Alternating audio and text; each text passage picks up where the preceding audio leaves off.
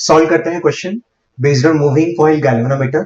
ये क्वेश्चन आया था जेईई मेन 2025 में, 23 इवनिंग शिफ्ट वाले पेपर में आया था। चलो देखते हैं क्वेश्चन में क्या क्या दिया। एक गैल्वेनोमीटर है जिसका रेजिस्टेंस है 30 ओम, तो आरजी लिख दिया 30 ओम।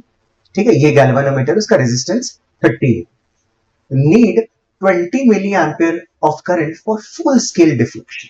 तो IG ये क्या है अपना IG, the current through the galvanometer.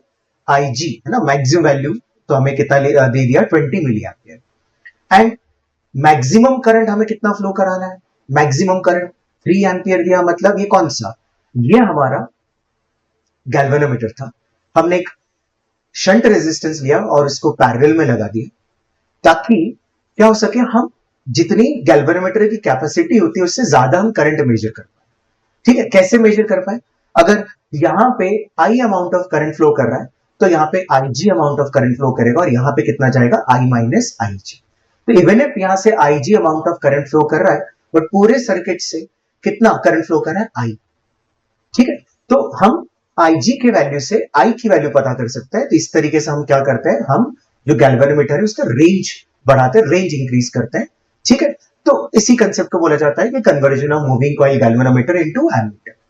ठीक, अब ये दोनों किस में लगे, ये दोनों पैरेलल में है तो इनके क्रॉस पोटेंशियल डिफरेंस सेम रहेगा। ठीक, तो इसके क्रॉस है ना, इसके क्रॉस पोटेंशियल डिफरेंस कितना हो जाएगा, इसके cross current which is 20 milliampere, so 20 into 10⁻³ into उसका रेजिस्टेंस।